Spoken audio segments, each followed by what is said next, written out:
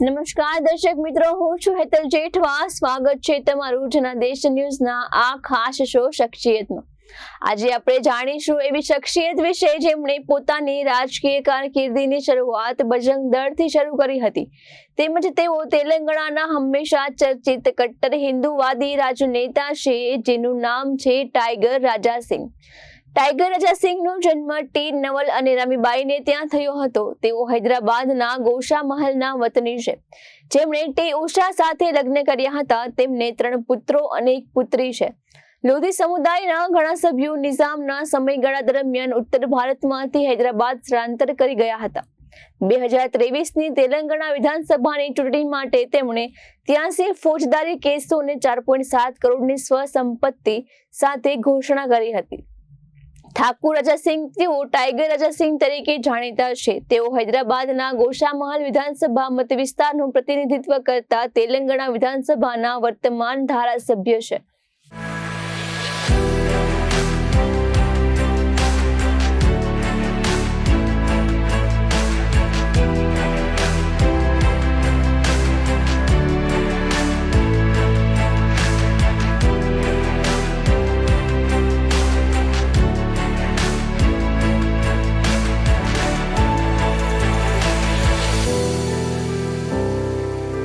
Tiger રાજા સિંહે તેલંગાણા રાજ્યમાં Bharatiya Janata party માટે વ્હીપ તરીકેની સેવા આપી હતી. 2022 દરમિયાન મોહમ્મદની ટિપ્પણી વિવાદ દરમિયાન 23 ઓગસ્ટ 2022ના રોજ તેમને પક્ષમાંથી સસ્પેન્ડ કરવામાં આવ્યા હતા, પરંતુ 22 ઓક્ટોબર 2023ના રોજ તેમનું સસ્પેન્શન પાછું ખેંચવામાં આવ્યું હતું, જેથી તેઓ વિધાનસભાની ચૂંટણીમાં ભાગ લઈ શકે.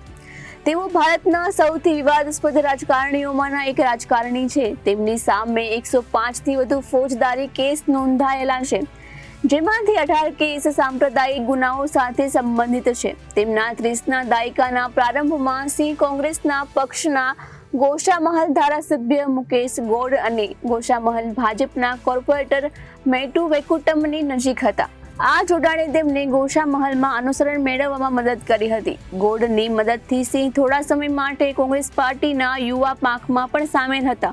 સિંહે 2009માં તેલુગુ દેશમ પાર્ટી સાથે તેમની રાજકીય કારકિર્દીની શરૂઆત કરી હતી અને 2014 સુધી તેઓ મંગલહાટથી ગ્રેટર હૈદરાબાદ મ્યુનિસિપલ કોર્પોરેશનમાં પ્રતિનિધિ તરીકે પણ ચૂંટાયા હતા.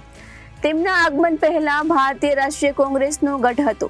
2014ની આંધ્રપ્રદેશ વિધાનસભાની ચૂંટણી પહેલા તેઓ મેટુ વેકુટમના આગ્રહથી ભાજપમાં જોડાયા અને ગોશા મહલ વિધાનસભા મતદાર ક્ષેત્ર માટે મુકેશ ગૌડ સામે 46,793ના માર્જિનથી ચૂંટણી જીત્યા હતા.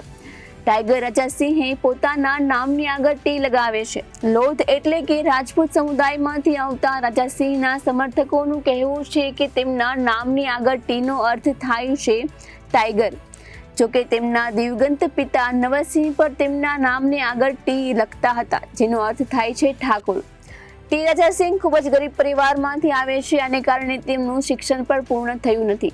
તેમનો પરિવાર શિલ્પો બનાવતો હતો અને આ પછી તેમણે પણ આ જ કામ શરૂ કરવાનું નક્કી કર્યું હતું. બાદમાં ટાઈગર રાજા સિંહે ઓડિયો અને વિડીયો કેસેટ વેચવાનું શરૂ કર્યું હતું. ટી રાજા સિંહે 2009માં રાજકારણમાં પ્રવેશ કર્યો હતો. એપ્રિલ 2013માં તેઓ ટીડીપીમાંથી ભાજપમાં આવ્યા હતા. 2018માં તેઓ તે જ મત વિસ્તારમાંથી તેલંગાણા વિધાનસભામાં ભારત રાષ્ટ્ર સમિતિના ઉમેદવાર પ્રેમસિંહ રાઠોડ સામે 17,734 માર્જિન સાથે જીત્યા હતા. 2014માં તેઓ ભાજપમાં જોડાયા ત્યારથી તેમણે 3 વખત પક્ષને છોડી દીધો હતો, કારણ કે ભાજપ હિન્દુઓ માટે છે અને તેથી તેઓ વધુ ગાયના સંરક્ષણ માટે પૂરતું કામ કરી શકતા નથી. ગુપ્તચર અધિકારીઓએ દાવો કર્યો હતો કે શ્રીરામ યુવા સેનાના મુખ્ય વ્યક્તિઓમાંના એક વ્યક્તિ છે ટાઈગર રાજા સિંહ, જે સંયુક્ત આંધ્રપ્રદેશના દિવસોથી હિન્દુ તરફી સંગઠન છે, જેમાં મુખ્ય ગૌ રક્ષકોનો સમાવેશ થાય છે.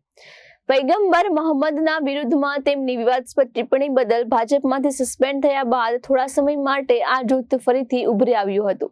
ઓક્ટોબર 2023માં તેમના સસ્પેન્શન રદ બાદલ કર્યા બાદ તેમને 2023ની તેલંગાણાની વિધાનસભા ચૂંટણીમાં ભાજપના ઉમેદવાર તરીકે મેદાનમાં ઉતારવામાં આવ્યા હતા અને સતત ત્રીજી વખતની બેઠક તેમણે જીતી હતી. એપ્રિલ 2010માં હૈદરાબાદમાં સાંપ્રદાયિક અથડામણને વેગ આપવાના આરોપમાં તેમની ધરપકડ કરવામાં આવી હતી. 2012માં જ્યારે તેઓ GHMC માટે મંગલહાર પ્રતિનિધિ હતા ત્યારે હૈદરાબાદ પોલીસે તેમને ચોરી અને અન્ય ગુનાઓમાં પકડ્યા હતા. તેઓએ દાવો કર્યો હતો કે તેમણે જાણી જોઈને ખરીદી કરી હતી અને છેલ્લા 2 વર્ષથી તેઓ કેરળ સરકારની ચોરાયેલી ટોયોટા કોલિસનો ઉપયોગ કરી રહ્યા હતા. તે નકલી દસ્તાવેજોનો ઉપયોગ કરીને નોંધણી કરવામાં આવતી હતી જે TVS ચેમ્પ 2 વ્હીલરનો હતો. તેમના નજીકના સાથીઓના આક્ષેપ કર્યો હતો કે ધરપકડ અન્ય રાજકીય પક્ષો દ્વારા પ્રભાવિત હતી. 2017માં સિંહનો વિરોધ કથિત દ્વેષપૂર્ણ ભાષણો વિવાદોમાં ફસાયા હતા, જેમાં મે 2017માં તેમની ટિપ્પણીનો સમાવેશ થાય છે, જ્યાં તેમણે હૈદરાબાદના ઓલ્ડ સિટી વિસ્તારને મિની પાકિસ્તાન કહ્યું હતું. 2017માં તેમણે પશ્ચિમ બંગાળમાં હિન્દુ સમુદાયને અપીલ કરી હતી કે 2012ના ગુજરાત રમખાણ જેવો જવાબ આપો. તેમણે વારંવાર સશસ્ત્ર માધ્યમથી હિન્દુ રાષ્ટ્રની સ્થાપના કરવાની હાકલ કરી છે. જૂન 2018માં સિંહે કુરાન પર પ્રતિબંધ મૂકવાની હાકલ કરી હતી. તેઓ તેમના ગાયક મુસ્લિમ વિરોધી મંતવ્યોથી જાણીતા છે, જેમાં તેમને દેશદ્રોહી કહેવાનો અને ગેરકાયદેસર રહેતા મુસ્લિમો અને બાંગ્લાદેશી લોકોના ગોળીબારને સમર્થન આપવાનો સમાવેશ થાય છે.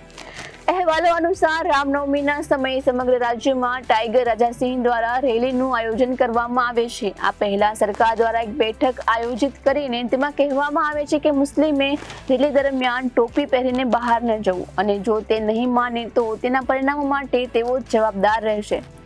સિર્ફ નામ હી કાફી હે જેવું વ્યક્તિત્વ ધરાવે છે ટાઈગર રાજા સિંહ. એક વિડીયો સંદેશમાં તેમણે કહ્યું હતું કે ગેરકાયદેસર મુસ્લિમો અને બાંગ્લાદેશીઓ જો સન્માનપૂર્વક ભારત ન છોડતા હોય તો તેમને ઠાર મારવા જોઈએ અને તેમને જંતુ તરીકે લેબલ કરી દેવા જોઈએ.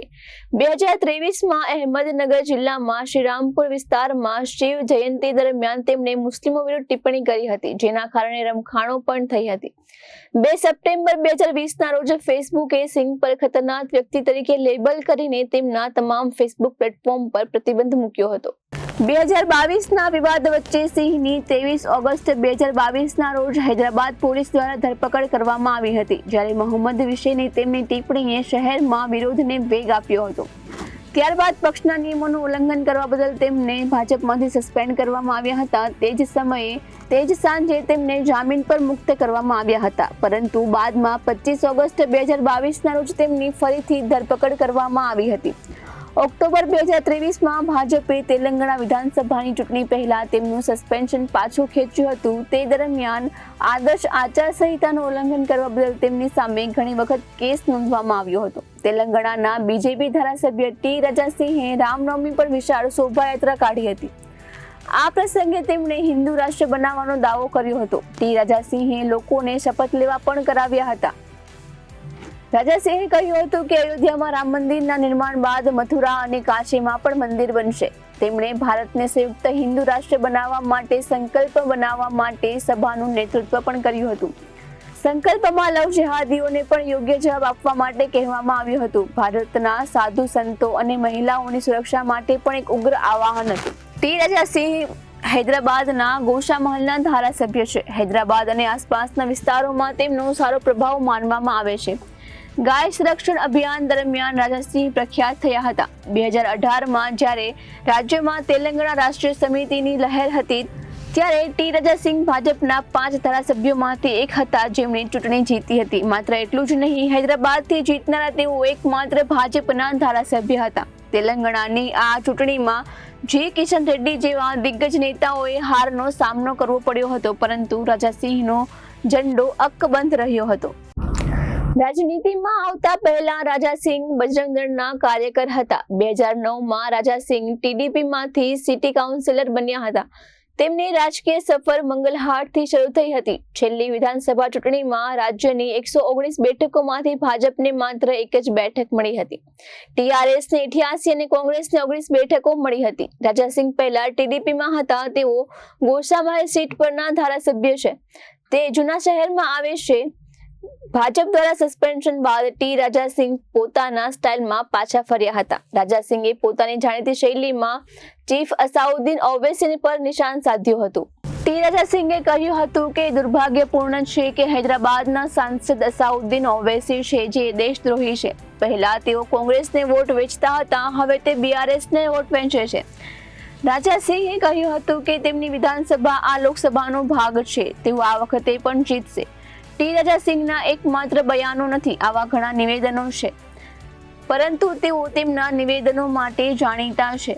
તેમના સમર્થકોમાં ટી રાજાસિંહ હિન્દુ સમ્રાટની છબી જુએ છે, એક અવાજે બહાર આવે છે.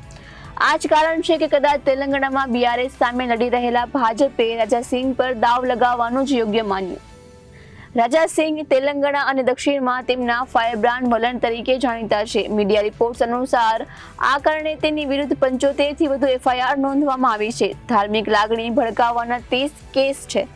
હૈદરાબાદ પોલીસે તેમને 2019માં રાઉડી શીટર તરીકેનો ટેગ કર્યો હતો. ટાઈગર રાજાસિંહે 2017માં પદ્માવતી ફિલ્મ વિવાદ પર કહ્યું હતું કે આ ફિલ્મ બતાવવામાં આવશે તો થિયેટરને અમે બાળી નાખીશું.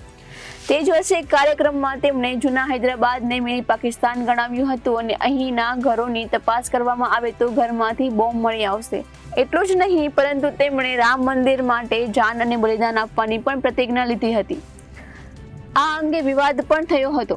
2018માં જ્યારે દેશભરમાં ગેરકાયદેસર રહેતા મુસ્લિમોનો વિવાદ ચાલી રહ્યો હતો ત્યારે ટાઈગર રાજાસિંહે કહ્યું હતું કે જો તેઓ સન્માનભર ભારત નહીં છોડે તો તેમને ગોળી મારી દેવી જોઈએ. આ વર્ષે તેમણે કહ્યું હતું કે આરએસએસમાં જોડાયા વિના તમે સાચા હિન્દુ નહીં બની શકો. આ નિવેદનના કારણે પણ તેઓ ઘણા ચર્ચામાં રહ્યા હતા. રાજાસિંહ પર 2020માં ફેસબુક અને ઇન્સ્ટાગ્રામ દ્વારા ધાર્મિક લાગણીઓને ઠેસ પહોંચાડવા બદલ અને દ્વેષપૂર્ણ નિવેદનો આપવા બદલ પ્રતિબંધિત કરવામાં આવ્યા હતા. આ પછી રાજાસિંહે કહ્યું હતું કે તેઓ ફેસબુકનો ઉપયોગ કરતા નથી, તેમના નામે બનાવેલા તમામ એકાઉન્ટ નકલી છે. 2022ની યુપી ચૂંટણીમાં તેમણે ખુલ્લેઆમ ધમકી આપી હતી કે જો તમે ભાજપને વોટ નહીં આપો તો બુલડોઝરનો ઉપયોગ કરશે. પૈગંબર મોહમ્મદ પર વિવાદિત નિવેદન આપવા બદલ રાજાસિંહની ધરપકડ કરવામાં આવી હતી અને તેમને 2 મહિના માટે જેલમાં પણ રહેવું પડ્યું હતું. આ પછી પણ રાજાસિંહનું વલણ નરમ પડ્યું નહીં. તેઓ સતત પોતાની શૈલીમાં નિવેદનો આપતા રહ્યા હતા. ભાજપમાંથી સસ્પેન્ડ કર્યા બાદ ગોશામહલ બેઠક પરથી ચૂંટણી નહીં લડવાની તેમણે જાહેરાત કરી હતી અને કહ્યું હતું કે તેઓ આગળ કોઈ પણ પક્ષમાં જોડાશે નહીં. ટાઈગર રાજાસિંહે 19 માર્ચ 2023ના રોજ મહારાષ્ટ્રના સંભાજીનગરમાં એક રેલીમાં વિવાદાસ્પદ નિવેદન આપ્યું હતું. તેમણે કહ્યું હતું કે જો અમે હિન્દુ જેહાદ કરીશું તો તમને છોકરીઓ સાથે લગ્ન કરવા પણ નહીં મળે. અમે ઔરંગાબાદ એટલે કે છત્રપતિ સંભાજીનગરમાંથી ઔરંગઝેબની કબરના કોઈ પણ નિશાનને ભૂંસી નાખીશું. આ નપુંસક લોકોને છત્રપતિ શિવાજી મહારાજે અફઝલ ખાન જેવો પાઠ ભણાવવો પડશે. રાજાસિંહે આ બેઠકમાં એમ પણ કહ્યું હતું કે હિન્દુ વિભાજિત થાય છે ત્યાં હિન્દુઓને કાપવામાં આવે છે. ત્યારબાદ તેમની સામે સંભાજીનગરમાં કેસ નોંધવામાં આવ્યો હતો. જે તેલંગાણાના રાજકારણને નજીકથી સમજે છે તેઓ માને છે કે તેલંગાણાના ધર્મના આધારે ઓછા અને જાતિના આધારે વધુ મતદાન થાય છે. મતદાન જાતિના આધારે હોવાથી હિન્દુ મુસ્લિમના નામે ધ્રુવીકરણ કરવું મુશ્કેલ છે. અહીં તમામ પક્ષોએ પોતપોતાના જ્ઞાતિના સમીકરણોને સુધારવાનો પ્રયત્ન કરવો જોઈએ. ભાજપ પછાત વર્ગને આકર્ષવાનો પ્રયાસ કરી રહી છે. ભાજપના ફાયરબ્રાન્ડ નેતા અને ધારાસભ્ય ટાઈગર રાજાસિંહે મુંબઈને અડીને આવેલા મીરા રોડ પર હિન્દુ જનક્રોશને મોરચામાં જોડાયા હતા. આ મોરચાનું આયોજન મીરા ભાઈદર વિસ્તારના બીજેપી ધારાસભ્ય ગીતા જૈન દ્વારા છત્રપતિ શિવાજી મહારાજની જન્મ જયંતિના અવસર પર કરવામાં આવ્યું હતું. આ દરમિયાન મોટી સંખ્યામાં લોકો ભગવા ઝંડા સાથે દેખાયા હતા અને જય શ્રી રામના નારા પણ લગાવવામાં આવ્યા હતા.